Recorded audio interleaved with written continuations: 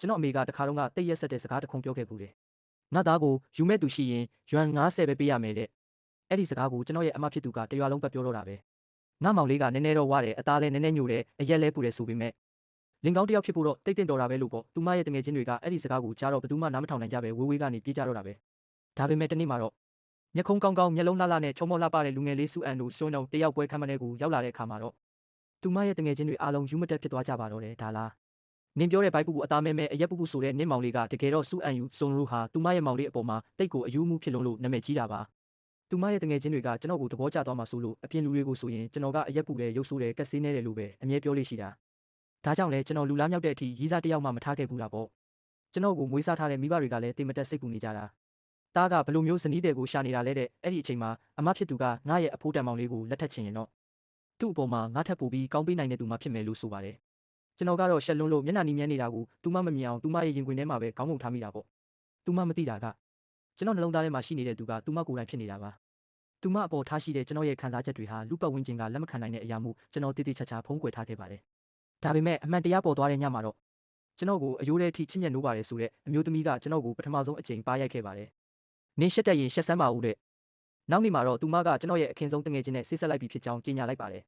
မိုင်းမဲနဲ့ချင်းညံချင်းရင်တို့ရဲ့မင်္ဂလာပွဲကိုလာဖို့မမေ့နဲ့အောင်တော်တဲ့အဲ့ဒါကိုမြင်လိုက်ရတဲ့အချိန်မှာတော့ကျွန်တော်မှငိုစရာမျက်ရည်တောင်မကျန်တော့ပါဘူးအဲ့ဒီအချိန်မှာပဲဆွေမျိုးရှာဖွေရေးအဖွဲ့အစည်းကဖုန်းဆက်လာပါတယ်ကျွန်တော်ရဲ့မိဘအရင်းတွေကိုရှာတွေ့ပြီးတဲ့အဲ့ဒီတော့မှပဲကျွန်တော်သူမကိုကြောခိုင်းဖို့ဆုံးဖြတ်ချက်ချလိုက်ပါတော့တယ်သမုတ်တရားတစ်ဖက်ကန်းကမိဘအရင်းတွေစီကျွန်တော်ဖုန်းဆက်လိုက်တယ်အဖေနဲ့အမေတားဝေးမှာပဲလာနေပါမယ်ကျွန်တော်စကားကြောင့်ဟိုဘက်ကမိဘတွေခင်ဗျာဝမ်းသာလွန်းလို့ငိုကြရှာတယ်တိတ်ဝမ်းသာတာပဲရှောင်စားရအောင်ရေအဲ့ဒီနှစ်ကငလင်သာမလုတ်ခဲ့ရင်ငါတို့မိသားစုဒီလောက်နဲ့အကြာကြီးကွဲကွာနေမှာမဟုတ်ဘူးအခုချက်ချင်းသားကိုလာခေါ်မယ်နော်ကျွန်တော်ရင်ထဲမှာတော့ခါးသီးမှုတွေပြည့်ရှံနေပါတယ်စိတ်ကိုအတက်နိုင်ဆုံးငြိမ်အောင်ထားပြီးကျွန်တော်ကိုနောက်ထပ်နိုင်ဝက်သို့မဟုတ်တလခွဲလောက်အချိန်ပေးပါဒီမှာရှင်းစရာလေးတွေရှိသေးလို့ပါ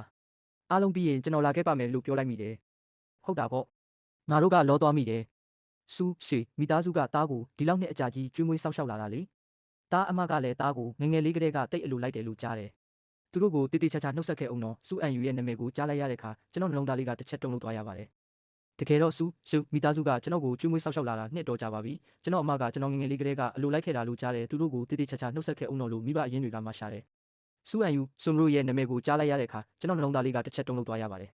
ကျွန်တော်6နှစ်သားရွယ်တုန်းကပြင်းထန်တဲ့ငလျင်ဘေးကြောင့်မိဘတွေနဲ့ကွဲကွာခဲ့ရတာပါနောက်ပိုင်းမှာတော့အဖွဲ့အစည်းတစ်ခုရဲ့စီစဉ်ပေးမှုနဲ့စူမိသားစုရဲ့မွေးစားခြင်းကိုခံခဲ့ရတယ်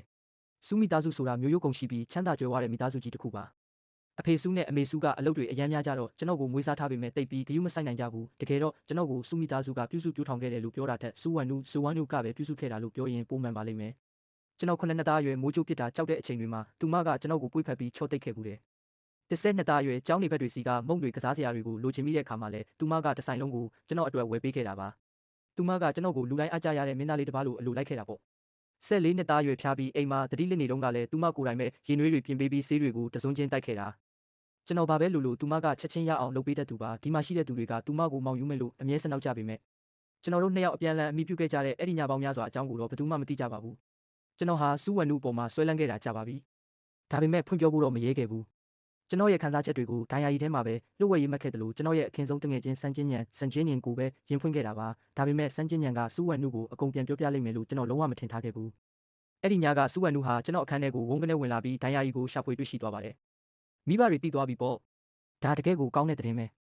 ရှောင်ယူစိုက်အုပ်ယူရဲမင်းရဲ့မိဘအရင်းတွေကိုပြန်တွေ့ရတာငါတကယ်ဝမ်းသာပါတယ်ဒါနဲ့မင်းအမကိုကောပြောပြီးပြီလားကျွန်တော်စွန့်သွားမိတယ်စူအန်ယူစွန်ရိုကိုကျွန်တော်ပြောပြရအောင်မလားသူမရဲ့စိတ်တွေကအခုဆိုစန်းချင်းညံဆောင်းချင်းညံစီမှာပဲအပြည့်အဝရောက်နေတာလေကျွန်တော်ပြောပြတာနဲ့မပြောပြတာဘာများထူးခြားသွားမှာမို့လို့လဲမင်းကကိုဘာပြောချင်လို့လဲအတန်ကြားရကိုကျွန်တော်ရုတ်တရက်လှည့်ကြည့်လိုက်တော့သူမဟာတကားဝမှာရက်နေတာကိုတွေ့လိုက်ရတယ်ဘာမှမဟုတ်ပါဘူးမမပြန်ရောက်ပြီလားဒီလိုမျိုးမမလို့ခေါ်တဲ့အတုံးလုံးကိုမကြားရတာကြားပြီးမို့စူအန်ယူရဲ့ခြေလမ်းတွေတုံဆိုင်သွားပါတယ်သူမကကျွန်တော်ကိုအတိတ်ပဲပါစိုက်ကြည့်နေမိတယ်ကျွန်တော်သူမကိုမမလို့မခေါ်တော့တာဘယ်ချိန်ကလေးကလဲ18နှစ်လား15နှစ်လားဒါမှမဟုတ်အဲ့ဒီထက်တောင်ဆုံးမလားအခုတော့ကျွန်တော်ကသူမကိုမမလို့ပြန်ခေါ်နေပြီလေစူအန်ယူရဲ့အကြည့်တွေကနှက်ဆိုင်လာပါတယ်သူမကျွန်တော်ကိုအကြာကြီးစိုက်ကြည့်နေရင်ကျွန်တော်စီမှာတခုခုပြောင်းလဲသွားပြီလို့ခံစားနေရပုံပဲတော်တော်ကြာမှသူမမျက်လုံးတွေကိုအောက်ချလိုက်ပြီးအကြည့်တွေကိုရုပ်သိမ်းလိုက်ပါတယ်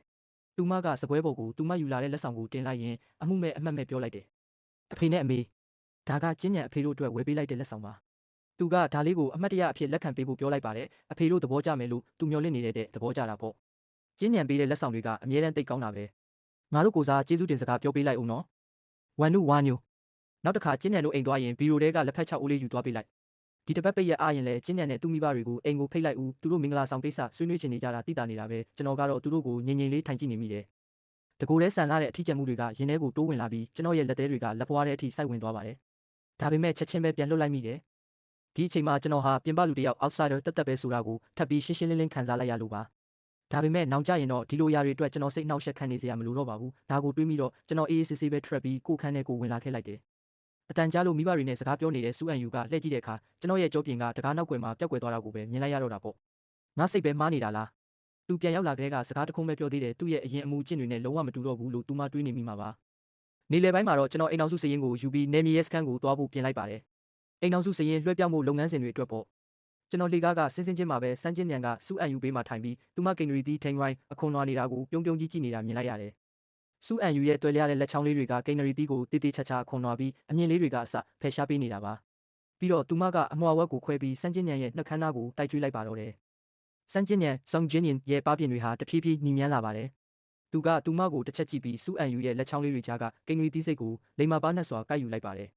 ယ်စူအန်ယူကတော့တိုးတိုးလေးရေမောနေတာပေါ့ပြီးတော့ဘေးကဘူးတွေကတ िश ူးတရွက်ကိုထုတ်ပြီးသူ့ရဲ့နှုတ်ခမ်းထောင်လေးကိုတိတိကျကျတုပ်ပေးနေပြန်တယ်ချိုရက်လာတဲ့စမ်းချင်းညံကခေါင်းငိမ့်ပြပြီးကြံတဲ့တဝက်ကိုစူအန်ယူကိုပြန်ကျွေးပါတယ်မင်းလဲမြည်ကြည့်ဦးလေးတဲ့သူတို့ရဲ့ကြည်နူးစရာမြင်ကွင်းကိုကြည့်ရင်ကျွန်တော်တိတ်တဆိတ်ပဲအကြည့်လွဲလိုက်ပြီးတကားစီကိုရှောက်သွားလိုက်ပါတယ်ရှောင်ယူစာယောယူကျွန်တော်လှည့်ကြည့်လိုက်တော့စမ်းချင်းညံကကျွန်တော်ကိုလှမ်းလက်ဝဲရမ်းပြနေတာတွေ့ရတယ်ဝမ်နုကဒီနေ့ခွင့်ယူထားတယ်လေငါတို့ပန်းချံသွားဖို့စီစဉ်ထားတာမင်းလဲလိုက်ခဲ့မလားခင်ဗျားတို့ကချင်းတွေ့ဒိတ်နေကြတာပဲကျွန်တော်ကြားညက်နေရင်မကောင်းပါဘူးလို့ပြောလိုက်တော့ငါတို့အားလုံးကမိသားစုတွေပဲဟာဘာကြားညက်စရာရှိလို့လဲတဲ့ကျွန်တော်လုပ်စရာလေးရှိသေးလို့ပါနောက်မှပဲလိုက်တော့မယ်ကျွန်တော်ကထပ်ပြီးညင်းလိုက်တော့စမ်းချင်းညံရဲ့မျက်နှာပေါ်ကအပြုံးတွေကချက်ချင်းတောင့်တင်းသွားပါတယ်ရှောင်ယူငါမင်းအမကိုခိုးယူသွားတယ်ဆိုပြီးစိတ်ဆိုးနေတော့လားအဲ့ဒါကြောင့်ငါတို့နဲ့အတူတူအပြင်မထွက်ချင်တာလားကျွန်တော်အမကြိုက်တာခင်ဗျားပဲလေအဲ့ဒါကိုဘယ်လိုလုပ်ခိုးယူတယ်လို့ခေါ်မှလဲလို့ကျွန်တော်ပြန်ပြောလိုက်တော့စမ်းချင်းညံတယောက်နေရွက်တွေပါနေသွားပါတော့တယ်စူအန်ယူကတော့တိုးတိုးလေးရေရင်သူ့ရင်ခွင်နဲ့တိုးဝင်သွားပြီးသူမသွားချင်ရင်လည်းထားလိုက်ပါတော့သူ့ကိုဂယုမဆိုင်နဲ့တော့လို့ဆိုပါတယ်ဟုတ်ပါတယ်ကျွန်တော်ကိုဂယုမဆိုင်ပဲကိုလန်းကိုရှောက်ကြတာအကောင်းဆုံးပါပဲကျွန်တော်သူတို့ကိုရင်ကြီးကြီးပဲနှုတ်ဆက်ပြီးထွက်လာခဲ့ပါတယ်အိမ်အောင်စုစရင်လွှဲပြောင်းတဲ့ကိစ္စတွေပြီးသွားတော့ရဲစခန်းကနေထွက်ပြီးပြိုင်ကားကလပ် Racing Club ကိုသွားခဲ့တယ်ရုံးခန်းထဲကနေရန်တစ်ခုလုံးမှာကျွန်တော်တို့ရရှိခဲ့တဲ့စုတစိတ်တွေနဲ့ပြိုင်ပွဲတက်ပုံတွေအပြည့်ပါပဲအဲ့ဒါတွေကိုကြည့်ရင်ကျွန်တော်မျက်လုံးထဲမှာခန်းစားချက်တွေနဲ့နှမျောတတမှုတွေပြည့်ရှံလာပါတယ်ခွက်ခွချင်းကဒီလောက်မြန်မြန်ဆန်ဆန်ရောက်လာလိမ့်မယ်လို့ကျွန်တော်လုံးဝမထင်ထားခဲ့ဘူးဆရာ Master ကအပြင်ကနေဝင်လာပြီးကျွန်တော်ပခုံးကိုပုတ်လိုက်ပါတယ်ကျွန်တော်ကို10နှစ်တိုင်တိုင်လမ်းပြပေးခဲ့တဲ့ဆရာကိုကြည်ရင်စောစောကမျိုးသိပ်ထားတဲ့နှမျောတတမှုတွေကလဲချောင်းဝမှာပြန်တက်လာပြန်တယ်ကျွန်တော်လက်ဖွားကိုစုပ်ထားပြီးအသက်ပြင်းပြင်းရှူလိုက်ပါတယ်ဆရာကျွန်တော်မကြခင်နိုင်ငံခြားသွားတော့မယ်ကျွန်တော်ရဲ့မိဘအရင်းတွေကိုပြန်တွေ့ပြီးမှုသူတို့နဲ့အတူအဲ့ဒီမှာပဲအခြေချတော့မယ်ဒါကသတင်းကောင်းပဲဒါနဲ့မင်းနိုင်ငံခြားရောက်သွားရင်ပြိုင်ကားဆက်မောင်းဦးမှာလားပြိုင်ကားမောင်းတာကကျွန်တော်ရဲ့အိမ်မက်ပဲလေလွယ်လွယ်နဲ့တော့အရှုံးမပေးပါဘူးနောက်လဲဆက်မောင်းမှာပါဒါဆိုအခုချက်ချင်းသွားတော့မှာလားအကြီးဆုံးအမျိုးသားအဆင့်ပြိုင်ပွဲကစတော့မှလေဒီတစ်ခါမင်းချန်ပီယံဆုရဖို့အခွင့်အရေးအများများတယ်မိဘတွေနဲ့တိုင်ပင်ပြီးပါပြီဆရာဒီကကိစ္စတွေရှင်းပြီးမှသွားမှာပါနောက်ထပ်နိုင်ဝက်သို့မဟုတ်15ရက်လောက်အချိန်ကျန်ပါသေးတယ်ဒီပြိုင်ပွဲပြီးအောင်မောင်းဖို့အချိန်လောက်ပါတယ်လို့ပြောလိုက်တော့မှဆရာကစိတ်သက်သာရသွားပြီးကျွန်တော်ပခုံးကိုပုတ်ပေးပါတယ်ကျွန်တော်ဆရာနဲ့စကားတွေအကြာကြီးဆက်ပြောဖြစ်ခဲ့တယ်တော်တော်လေးနောက်ကျမှအိတ်ကိုဆွဲပြီးအိမ်ကိုပြန်လာခဲ့ပါတယ်အိမ်တကားကိုတွန်းဖွင့်လိုက်တာနဲ့စမ်းချင်းညံဆောင်းချင်းညံတယောက်အခုထိရှိနေသေးတာကိုတွေ့လိုက်ရတယ်တေချာနာဆွင့်ကြည့်လိုက်တော့သူတို့တွေမင်္ဂလာဆောင်ကိစ္စတွေဆွေးနွေးနေကြတာပါဝတ်စုံဒီဇိုင်းတွေမင်္ဂလာဝတ်စုံပုံစံတွေကိုကြည်ရင်တင်ကျွန်တော်တောင်ကောင်းမှုကျင်လာတယ်ရှောင်ယူဆယ်ယော်ယူရဲ့အမြင်ကိုမေးကြည့်မလို့ပဲငါတို့ကနှစ်အတော်ကြာလက်တွဲလာတဲ့ညီကိုတွေဆိုတော့သူကငါပါကြိုက်လဲဆိုတာသိမှာပါလို့သူပြောနေတော့မှပဲကျွန်တော်အထဲကိုလက်လျှောက်ဝင်သွားမိတာပေါ့ရှောင်ယူရေမင်းရဲ့ခဲအိုလောင်းကဒါတွေနဲ့ပတ်သက်ပြီးစိတ်ဖိစီးနေရှာတာနောက်ရက်တွေကြာရင်သူ့ကိုလိုက်ကူပြီးမင်္ဂလာဆောင်အတွက်လိုတာလေးတွေရွေးပေးလိုက်ပါဦးလားစမ်းချင်းညံရဲ့မျက်လုံးထောင်တွေမှာအပြုံးရိပ်တွေထင်နေတာကိုကျွန်တော်မြင်နေရပါတယ်ဒါပေမဲ့ကျွန်တော်တို့အကြည့်ချင်းစုံလိုက်တဲ့ခဏမှာတော့အဲ့ဒီအပြုံးဟာလှောင်ပြောင်းတလို့လို့ရန်စားတလို့လို့အသွင်ပြောင်းသွားတာပေါ့ကျွန်တော်မျက်လုံးကိုအောက်ချလိုက်ပြီးခဏလောက်စဉ်းစားကြည့်ပေမဲ့မြင်လိုက်မိပြန်တယ်တောင်းပန်ပါတယ်ကျွန်တော်မအားလို့ပါကလပ်မှာလှုပ်เสียရရှိသေးတယ်ကျွန်တော်မှာအချိန်15ရက်ပဲကျန်တော့တာလေကျွန်တော်ထွက်မသွားခင်မှာလှုပ်เสียရအများကြီးရှိနေပါတယ်စမ်းချင်းညံနဲ့အတူဈေးဝယ်ထွက်ဖို့အချိန်မရှိပါဘူးဒါပေမဲ့ကျွန်တော်စကားအဆုံးမှာတော့ပတ်ဝန်းကျင်တစ်ခုလုံးဟာချက်ချင်းဆိုသလိုလေးလံထိုင်းပိုင်းသွားပါတော့တဲ့မင်းရဲ့အခင်းဆုံးတငယ်ချင်းကမင်္ဂလာဆောင်တော့မှလေမင်းကိစ္စတွေကိုခဏပေးဖယ်ထားလို့မရဘူးလားဒါကိုအတီးပြုတ်လိုက်ပြီးမနေ့ပြန်ငါကိုယ်တိုင်မင်းအတွက်ခွင့်တောင်းပေးမယ် comment နဲ့ bio က Telegram ကို join ထားနော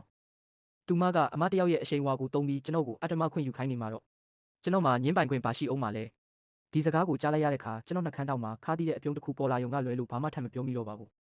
ူးနောက်ရက်အနေငယ်မှာတော့ကျွန်တော်ဟာအရာအလုံးကိုဘေးဖယ်ထားပြီးစမ်းချင်းညံစုံချင်းညင်နဲ့အတူမင်္ဂလာဆောင်ပစ္စည်းတွေရွေးဖို့စိတ်ပါလက်ပါလိုက်ပေးခဲ့ရပါတယ်မော်ထဲမှာပစ္စည်းနှဲငယ်လောက်ပဲဝယ်ရမယ်လို့ထင်ထားခဲ့တာဒါပေမဲ့သူကမြို့တောင်ဘက်ကနေမြောက်ဘက်အထိကျွန်တော်ကိုတရုတ်တိုက်ဆွဲခေါ်သွားလိမ့်မယ်လို့မထင်ထားခဲ့မိဘူး မင်္ဂလာဝတ်စုံလို့အရေးကြီးတဲ့အရာကနေဝိုင်ဖန်ခွက်လို့အသေးပွဲကိစ္စတွေအထိအားလုံးကိုကျွန်တော်ကပဲဆုံးဖြတ်ပေးရတာပါ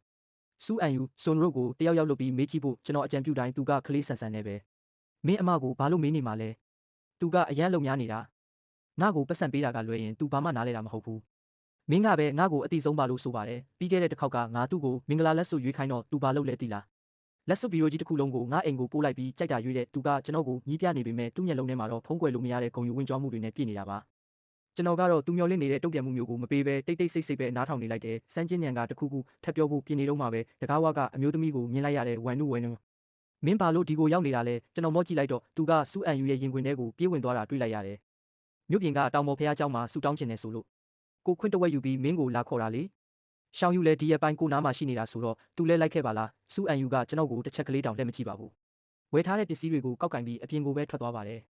်ဖះเจ้าကခေါင်းလောင်းတန်တွေရဲ့နောက်မှာမြူတူတွေတဖြည်းဖြည်းလွင့်ပြေသွားပြီးဖះเจ้าပြင်ဘက်ကတောင်တန်းအလှပတွေပေါ်လာပါတယ်ကျွန်တော်ခေါင်းကုန်ပြီးခြေလန်းတိုင်းကိုကြောက်သားလမ်းပေါ်မှာတေးသေးချာချာနင်းရင်ရှောက်ထွက်လာခဲ့တယ်ဒါကဘာကြီးလဲအတန်တခုကကျွန်တော်တွေးတွေကိုဖျက်တောက်လိုက်ပါတယ်မောကြည့်လိုက်တော့စမ်းချင်းညံဟာဘော်ဒီပင်တပင်ရဲ့ရှေ့မှာရက်ပြီးအဲ့ဒီမှာချိတ်ဆွဲထားတဲ့ဆူတောင်းပဲကြိုးလေးတွေကိုစိုက်ကြည့်နေတာတွေ့ရတယ်ရှောင်းစယောက်တယောက်နှစ်တိုင်းပျော်ရွှင်ပါစေသူ့ရဲ့ဆန္ဒမှန်သမျှနှစ်တိုင်းပြေဝပါစေရှောင်းတယောက်ဒီဘဝမှာကံကောင်းခြင်းတွေကျမ်းမာခြင်းတွေနဲ့ပြည့်စုံပါစေလူကောင်းတွေနဲ့ပဲစုံတွေ့ပါစေ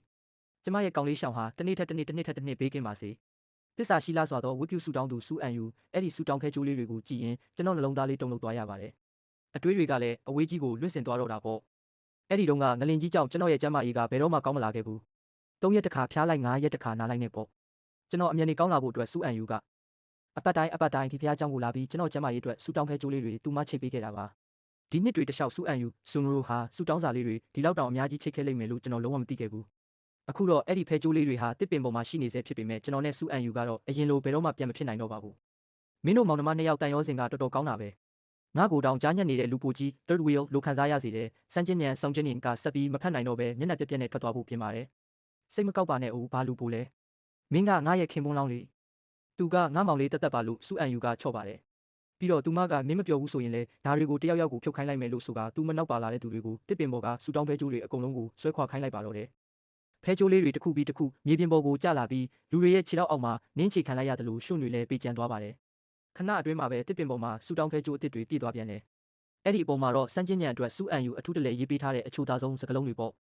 အဲ့ဒီကြမှာစမ်းချင်းညံကပြန်ပြုံးနိုင်တော့ပြီးကျွန်တော်ကိုအောင်နိုင်သူတယောက်လိုစိုက်ကြည့်လာပါတယ်မောင်လေးတယောက်ကခင်မွန်းတယောက်လောက်ပဲမှအရေးပါမလဲတဲ့အဲ့ဒီစကားကစမ်းချင်းညံကိုတကယ်ကိုကျေနပ်သွားစေပါတယ်မြို့ထဲကိုပြန်တဲ့လမ်းမှာတော့သူကစူအန်ယူနာကိုပဲပြတ်နေတော့တာပဲကျွန်တော်ကတော့နောက်ခန်းမှာထိုင်ရင်းအနားယူဖို့မျက်လုံးမိတ်ထားလိုက်တယ်ဒါပေမဲ့ရုတ်တရက်ကားရဲ့အရှိန်ကထိုးတက်သွားပါတယ်ကျွန်တော်မျက်လုံးဖွင့်ပြီးဘာဖြစ်တာလဲလို့မေးမလို့ရှိသေးနားထဲမှာကြဲလောင်တဲ့ပောက်ကွဲတန်ကြီးတစ်ခုကြားလိုက်ရတယ်ကားဟာထိန်းချုပ်မှုလွတ်သွားပြီးလမ်းဘေးကာရန်ထားတဲ့တန်တိုင်းတွေကိုကြော်ဖြတ်ကအချိန်မောက်ခုံဖြစ်ပြီးတောင်ကဘာပါ6ထဲကိုပြုတ်ကျသွားပါတော့တယ်ကျွန်တော်ကောင်ကထိုင်ကုန်နောက်ကျောနဲ့ပြင်းပြင်းထန်ထန်ရိုက်မိသွားပြီးအမြင်တွေလည်းဝေဝါးသွားခဲ့တယ်သတိပြန်ရလာတဲ့အချိန်မှာတော့ကျွန်တော်တကူလုံးထိုင်ကုန်ကြားမှာပိတ်မိနေပါပြီကျွန်တော်လက်မောင်းထဲကိုတကိုင်းစိုက်ဝင်နေပြီးဘေးနားမှာတော့စမ်းချင်းညံသတိလစ်နေတာတွေ့ရတယ်သူကတော့တိတ်ပြီးပြင်းပြင်းထန်ထန်တန်ရမရပဲလမ်းပြီးသတိလစ်သွားပုံရပါတယ်ကားမောင်းတဲ့နေရာကစူဝမ်နုဆိုဝါယူကတော့အလင်းမြန်ပဲကားမှန်ကိုရိုက်ခွဲပြီးအပြင်ကိုတွားထွက်သွားနိုင်ခဲ့တယ်သူမဟာမတက်ရက်နိုင်ဖို့အချိန်ကြိုးစားပြီးမှနာကျင်မှုကြောင့်အသက်ရှူရခက်ခဲနေတဲ့ကျွန်တော်နဲ့သတိလစ်နေတဲ့စမ်းချင်းညံကိုလှည့်ကြည့်ပါတယ်သူမခဏလေးပဲတုံဆိုင်နေပြီးစမ်းချင်းညံကိုကြိုးပိုးလိုက်ပါတော့တယ်မမချင်းညံကိုအရင်ခေါ်သွားလိုက်မယ်ပြီးမှမင်းကိုလာခေါ်ဖို့လူလွတ်လိုက်မယ်တဲ့ကျွန်တော်မျက်နှာကိုတော့မကြည့်ပဲစမ်းချင်းညံကိုကြိုးပိုးပြီးတခုခုဖြစ်မှကြောက်နေတဲ့အတိုင်းသူမအမြန်ထွက်သွားပါတော့တယ်သူမကိုဆုံးလုပ်ဖို့ဆုံးဖြတ်လိုက်တဲ့ခဏမှတင်သူမအတွက်နဲ့ဘယ်တော့မှထပ်မငိုတော့ဘူးလို့ကိုကတိပေးခဲ့တာပါအခုကစပြီးကိုအတွက်ကိုပဲရှင်တန်တော့မယ်လို့ပေါ့ဒါပေမဲ့6ထဲမှာကားပြီးတယောက်တည်းကြံနေခဲ့တဲ့အချိန်မှာတော့အဲ့ဒီနှစ်ကငလင်ဘေးဒုက္ခကိုမမှတ်မိခြင်းပဲပြန်တတိရလာမိပါတယ်အဲ့ဒီတုန်းကလည်းကျွန်တော်ဟာအပြက်စီးပုံတွေအောက်မှာပိတ်မိနေခဲ့တာလေမြေအောက်ကအမှောင်ထုထဲမှာကျွန်တော်တယောက်တည်းပါပဲ3ရက်နဲ့3ညတိုင်ပိတ်မိနေခဲ့တာအဲ့ဒီနောက်ပိုင်းစူမိသားစုရဲ့မွေးစားခြင်းကိုခံခဲ့ရပေမဲ့ညတိုင်းငလင်လုတ်တဲ့အိမ်မက်တွေမှတ်ပြီးစောင်းပုံထဲမှာတုံရင်နဲ့ငိုနေခဲ့ရတာပါအဲ့ဒီတုန်းကဆိုရင်စူအန်ယူဆွန်ရိုဟာကျွန်တော်အခန်းထဲကိုအမြဲပြေးဝင်လာပြီးကျွန်တော်ကိုသူမရဲ့ရင်ခွင်ထဲမှာတင်းကြပ်ပွေ့ဖက်ထားပေးတတ်တယ်မကြောက်နဲ့တော့နော်လိမ္မာတယ်မမဒီမှာရှိတယ်နောက်ဆုံးမင်းကိုဘယ်သူမှဒုက္ခမပေးနိုင်အောင်မမကာကွယ်ပေးမယ်တဲ့ဒါပေမဲ့အခုတော့သူမဟာကျွန်တော်ကိုပြစ်ထားခဲ့ပြီးကျွန်တော်အမြင်အာရုံထဲကနေတက်ကွယ်သွားတဲ့အထိတဖြည်းဖြည်းဝေးကွာသွားတာကိုပဲအကူညီမဲ့စွာကြည့်နေခဲ့ရပါတယ်ကောင်းကင်ကြီးကတဖြည်းဖြည်းမှောင်လာပေမဲ့စူအန်ယူပြန်လာတာကိုတော့အရေးရောင်တော့မတွေ့ရသေးပါဘူးကျွန်တော်ခါတီးပဲရေမောလိုက်မိတယ်နောက်ဆုံးကြံတဲ့အင်အားလေးကိုစူးစီးပြီးနာကျင်မှုကိုဂယုမဆိုင်နိုင်တော့ပဲကားအောက်ကနေထွက်နိုင်ဖို့အသေးအတန်ရုန်းကန်လိုက်ပါတယ်ပြီးတော့သွားကိုတင်းကြပ်ကြိတ်ပြီးလက်မောင်းနဲ့စိုက်ဝင်နေတဲ့တကိုင်းကိုအားနဲ့ဆွဲနှုတ်ပစ်လိုက်တယ်နောက်ဆုံးမှာတော့တရုတ်တိုက်ပြီးအပြင်ကိုတွားထွက်နိုင်ခဲ့ပါပြီဘလောက်တောင်ကြာအောင်တွားခဲ့ရလဲမသိပေမဲ့နောက်ဆုံးမှာတော့ လမ်းမကြီးပေါ်ရောက်တာနဲ့ကျွန်တော်သတိလစ်သွားပါတော့တယ်ပြန်နိုးလာတော့ဆေးရုံကရင်ပေါ်မှာရောက်နေပြီးကျွန်တော်လက်မောင်းမှာလည်းပတိထူကြီးတွေစီးထားတာကိုတွေ့ရတယ်နောက်ဆုံးမှတ်မိတာကတော့ကျင်နာတက်တဲ့လမ်းသွားလမ်းလာတယောက်ကကျွန်တော်ကိုကယ်ပေးခဲ့တာပါဆေးရုံတက်နေရတဲ့တခြားလုံးမှာစူအန်ယူဆွန်ရိုကကျွန်တော်စီတစ်ခေါက်မှလာမကြည့်ပါဘူးသူနာပြုစီကကြားရတာတော့သူမဟာချင်းညံဂျင်းညင်ကိုပဲပြုစုပေးနေတာတဲ့စန်းချင်းညံကဒဏ်ရာအနေငယ်ပဲရခဲ့တာတော့သူမကသူအေးအေးဆေးဆေးအနားယူနိုင်အောင်ဆေးရုံတစ်ထပ်လုံးကိုတင်ကြုံငါပေးထားတယ်လို့ဆိုပါတယ်အဲ့ဒါကိုကြားလိုက်ရတဲ့အခါကျွန်တော်ရဲ့ပတိစီထားတဲ့လက်မောင်းကိုမသိစိတ်နဲ့ငုံကြည့်မိသွားတယ်အရင်တုန်းကကျွန်တော်အေးမိလို့ဆေးရုံတက်ရတဲ့နှစ်ကိုပြန်တတိရမိတယ်အဲ့ဒီတုန်းကစူအန်ယူဟာအခုလိုပဲကျွန်တော်ဘေးကနေတပွားမှမခွာပဲရန်သူကြီးကိုရင်ဆိုင်နေရတယ်လို့မျိုးဂရုစိုက်ပေးခဲ့တာပါဆေးရုံကဆင်းတဲ့နေ့မှာတငယ်ချင်းတွေအများကြီးလာတွေ့ကြတယ်